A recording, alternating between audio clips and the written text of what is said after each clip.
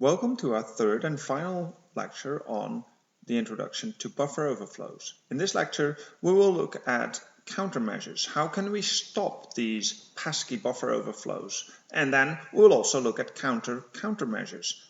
How can we evade the techniques that try to stop these buffer overflows? Okay, so this will be considerably more advanced than the fairly basic buffer overflow things that we've seen so far. So far, we've seen simple stack smashing attacks where a return address was modified so that the program would jump to an instruction that was stored either in an environment variable or in a buffer that was controlled by the attacker. Okay. Nowadays, that is very hard to pull off. Modern machines have a variety of countermeasures, a variety of defense mechanisms that make this hard to do. Now, we will look at those. But before we do so, you could probably say that the best defense against these buffer overflows is to actually code more carefully. Okay. Do proper bounds checking. If you're coding in C and C++, make sure that you check every buffer access that may exceed the buffer boundary to make sure that it cannot do so. Okay, because the main reason is none of the existing countermeasures fully stop the problem of buffer overflows. Okay, so the proper defense is to do bounds checking yourself. Now, unfortunately, this may be relatively complicated, okay, and there are many places where you access buffers, so sometimes programmers forget. Now, what we're going to look at next is system defenses that can actually stop a large number of these attacks that we've seen before.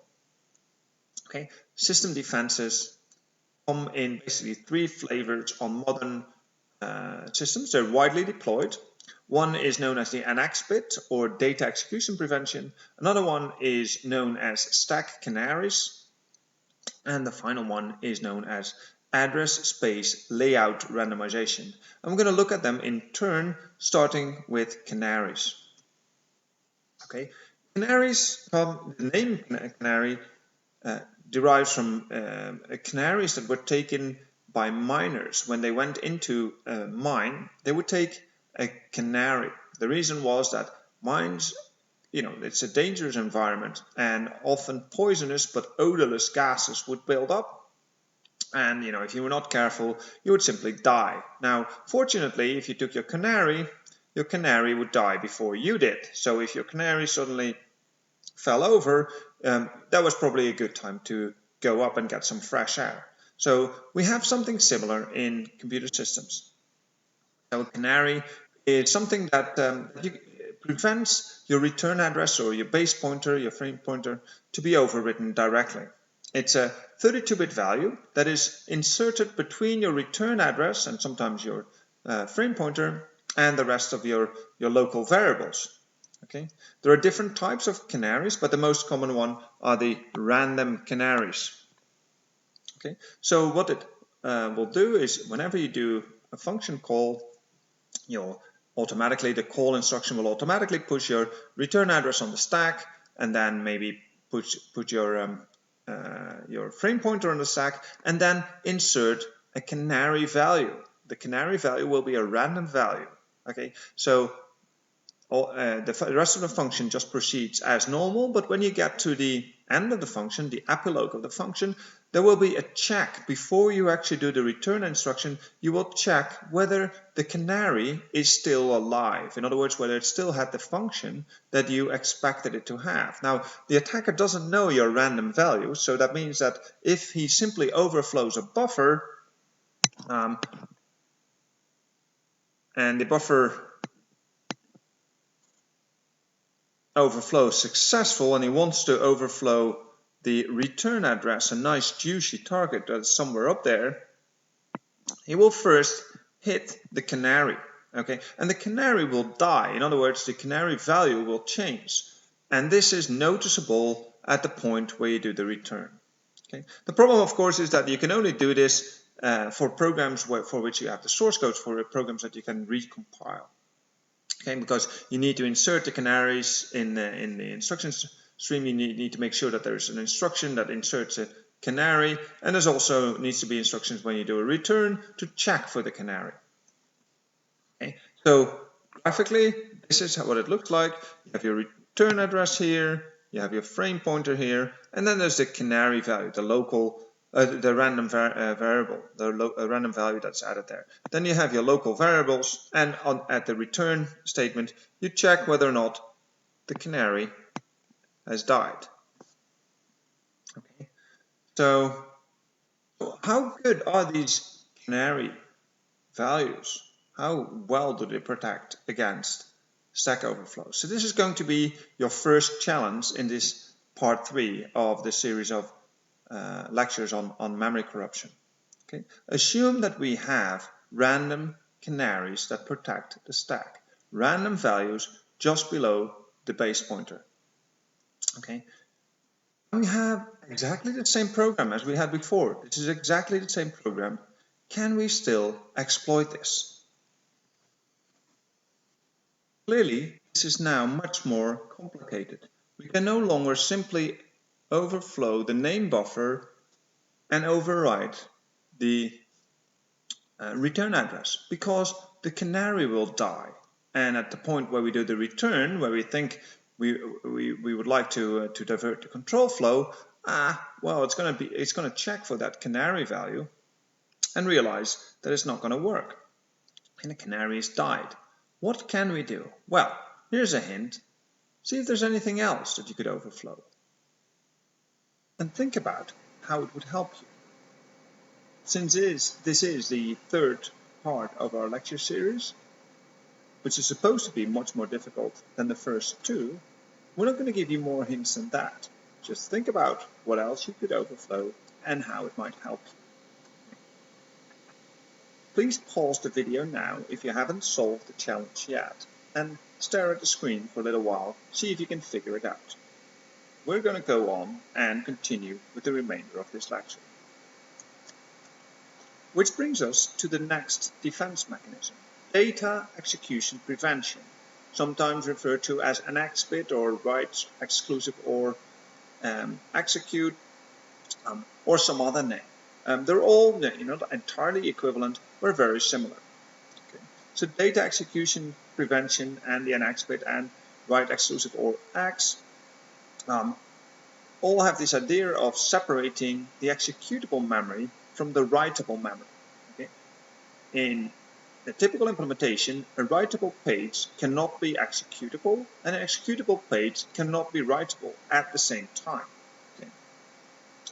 So to bypass W XOR X, we can make use of the fact that we don't necessarily need to inject code if there's sufficient code in the program already. In fact, there's a lot of code in the program already. There's the C library, there's the actual binary itself. So what we could do is, instead of overwriting the return address with an address that points to our instructions, we can overwrite the return address with the address of a C library function. Okay, we refer to this as return into libc. So what we need to be able to do for that is we need to be able to manipulate a code pointer. A code pointer is, for instance, this return address. It's a pointer, an address, in other words, that points to code. A return address points to code. Okay. The C programming language has other kinds of code pointers also. There are things like function pointers, for instance. Okay, so if we can manipulate that, for instance, by overwriting the return address, and we can write things on the stack, and we happen to know the address of a suitable library function, for instance, the system function, which is a really powerful library function because it allows us to just execute any command, okay, because it will spawn a shell and execute that command. Then we're there, right? This is all we need to be able to do. So what we want to do is we want to overwrite the return address with the address of the perhaps the system function. Then we need to provide a dummy return address, because when we execute system, it expects to have a return address there, but we're not actually calling this function, we're returning to this function. Okay, so that means there's no automatic insertion of a return address. So we need to provide the return address, a fake return address, and then we need to provide the arguments that that need to be supplied to the library function. For instance, the arguments to start bin/sh, the shell.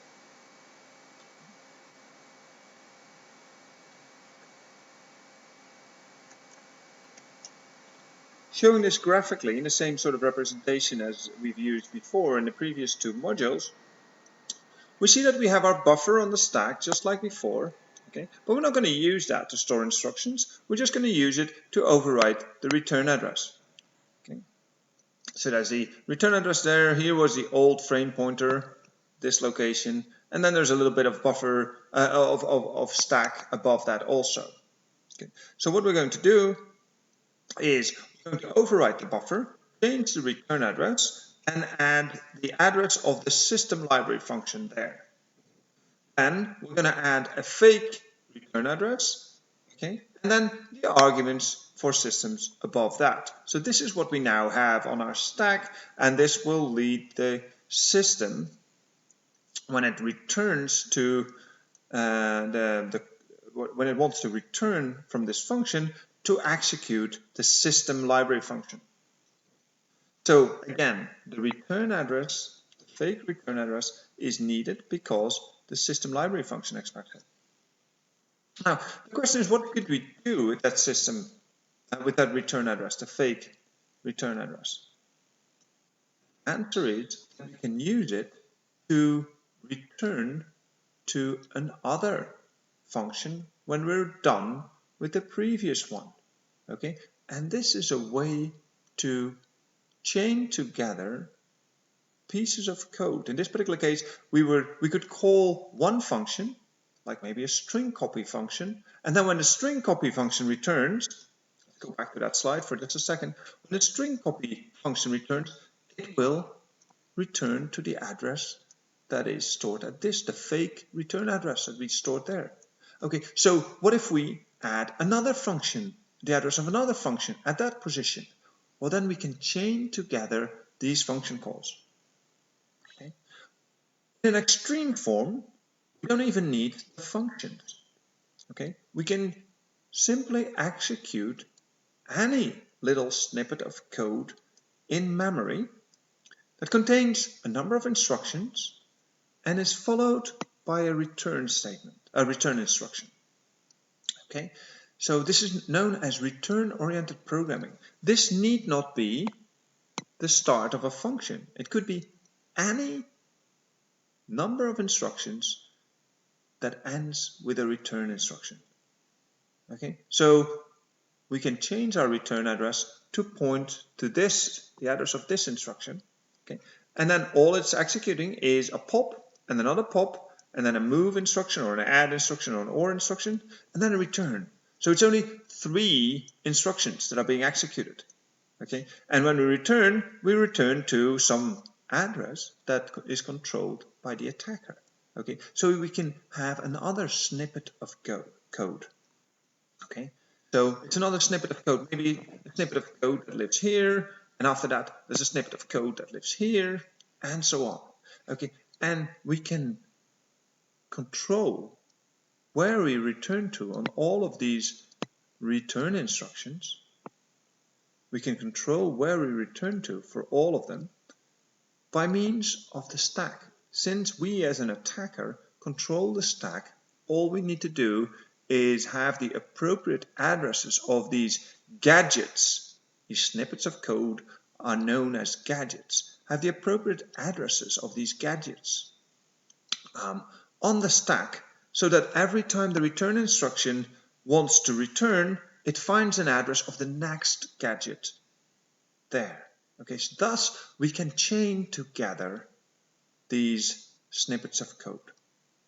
Okay, and it may be that we need to add a few arguments here and there, some data in between the return addresses, but this is basically how it works. This is fairly advanced stuff. This is now extremely popular in attacks today. It's called return-oriented programming. All right, so now let's see what the countermeasures that we've dealt with so far, stack canaries, random stack canaries, and data execution prevention together provide. Can we still exploit this program? Now, with stack canaries, it was already harder, but now it becomes even harder in the case of data execution prevention. Again, think about this, pause the video if you want, while we move on to our third countermeasure, address space layout randomization. This is the final countermeasure that we're going to discuss. It's also, together they form the three main defense mechanisms that we have against memory corruption exploitation on modern systems. Address space layout randomization makes life for attackers significantly harder. Not only can we not overflow just any buffers because of the stack canaries, no longer can we execute stuff from our stack or from the heap because of data execution prevention, but now we're going to address another fundamental requirement for the attacker. The attacker needs to know where to jump to, be it in the instructions that he provided himself, for instance on the stack, which was no longer possible, but that was what we did initially, but also if he wants to return to a gadget in return-oriented programming or a function in return to libc. Okay, he needs to know the addresses to return to. So why don't we change everything? Why don't we rearrange the location of all the key data areas? Okay, the stack, the data segment, the text segment, the shared libraries, and so on. So then when you have a buffer overflow, you don't know where to jump to. You don't know the address of the shellcode, or you don't know the address of your gadget. Okay, and this is now implemented in all major operating systems, Linux, Windows, and several others. There are some problems with it. For instance, on 32-bit systems, you don't have a lot of bits to play with. Okay, and if you also want to have your stack grow linearly downwards, you can't just randomize everything. So that means that if you don't have enough bits for randomization, you can still brute force that. And what you also have is certain areas that on certain systems are not randomized.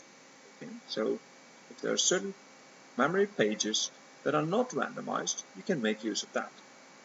Finally, an attacker can rely on information leaks or memory disclosure bugs. Okay? So for instance, if you're able to leak memory, you will find out more about the addresses of the functions, the addresses of the instructions. And then once you know these addresses, you can make use of your old attacks. So let's assume we have everything in place. Random canaries protect the stack. Data execution prevention prevents execution from the stack or the heap for that matter. So we can no longer have instructions on the stack or on the heap and execute them. And let's say we have address space layout randomization that randomizes the stack, the start of the stack, so we don't know exactly at what address our stack starts, and also the start address of the code segment, so we don't know exactly the address at which the system function starts or some other gadget starts. Right. So we no longer have the addresses, but we do assume that it's the common form of address space layout randomization, which is not a fine-grained layout randomization. So that means that although we randomize the start of the code segment, we don't necessarily randomize the location of each individual function relative to each other. We're going to assume, like in most actual implementations, that each function remains at the same relative offset to each other. Okay. Phrased differently, if we know a single address of a function or an instruction in the code segment, we know the address of one, we know the address of all, assuming that we have the same setup. We can have the same program. Right? We need only a single code pointer. Okay. This may sound like it's an oversimplification, but it's not actually, because this is the most common way in which things are done, and there are good reasons for that we don't want to get into, but it has to do with shared libraries. And so this is what we have, and we again have our old program, a really simple program, but now things are much harder. We can no longer overflow the stack, just like we did in the simplified version in the first lecture in the series, because it will kill the stack canary. We can no longer execute things from our environment variable, because that's part of the stack, or anything that is actually in a buffer on the stack. And we don't know where to jump to initially. So the question is, can we still exploit this? Now things are much harder. I don't want to give too many hints, but one thing you may want to look at is that we actually are able to send repeated requests to the server. So the attack, in other words, could take more than one request. Can we somehow still exploit this system? And while you're thinking about that, we're going to finally look at what the consequences are of the things that we've discussed so far, and of a number of other things that we didn't discuss so far, but that are very related. So here's the thing. What we've been able to show is that programs that were supposed to do one thing could be made to do completely different things. Okay? A program that is supposed to be a calculator could suddenly be made to perform like Flappy Bird. Okay?